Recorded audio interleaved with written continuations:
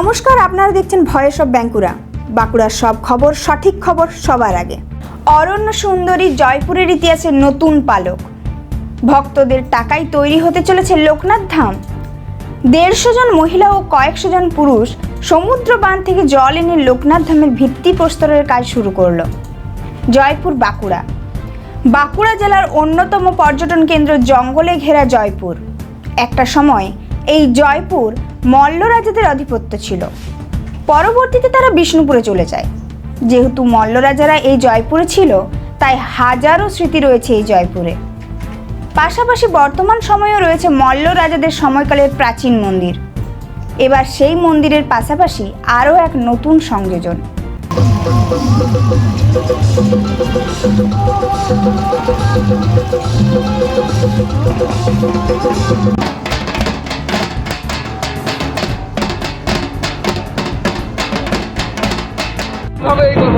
আজকে আমাদের জয়পুর মানুষের ওই একটা সদ ইচ্ছা ছিল যাতে একটা বাবা লোকনাথের ধাম হয়। আমরা সেই প্রচেষ্টা নিয়ে অগণিত মানুষের সাহায্য পেয়েছি। সেই অগণিত মানুষের সাহায্য নিয়ে আজকে আমরা সেই লোকনাথ বাবার মন্দির তৈরি করার জন্য ভিত্তিপ্রস্তরের অনুষ্ঠান করছি।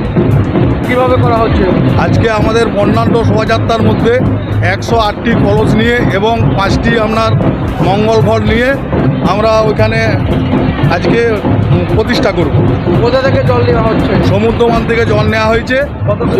পুরা পথ পরিক্রমা করে জল নিয়ে আমাদের যেখানে লোকনাথ বাবার মন্দির, আমাদের জায়গার দাতা কার্তিক চন্দ্র দত্ত, ওনার বাবা সুবোধচন্দ্র দত্ত দান করেছেন, ওই জায়গায় আমাদের ভিত্তি স্থাপনের কাজ হবে। ভক্তদের প্রচেষ্টায় জয়পুরের মদন মোহনপুরে তৈরি হতে চলেছে লোকনাথ ধাম। আজ সকাল থেকে এই এলাকার 150 মহিলা এবং কয়েকশো জন পুরুষ আনন্দ উৎসবের মধ্য দিয়ে জয়পুরের ঐতিহ্য সমুদ্রবান থেকে জল নিয়ে একটি বর্ণাঢ্য শোভাযাত্রার মধ্য দিয়ে প্রায় 2 কিলোমিটার পথ অতিক্রম করে মদন মোহনপুরের লোকনাথ ধামের ভিত্তিপ্রস্তর স্থাপন করা হয়।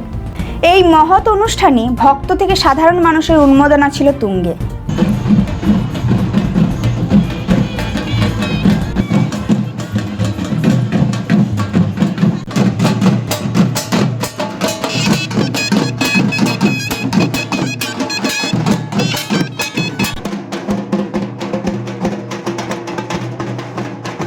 এই ধরনের গুরুত্বপূর্ণ খবর সবার আগে পেতে আমাদের চ্যানেল সাবস্ক্রাইব করুন আর ভিডিওটি শেয়ার করতে ভুলবেন না।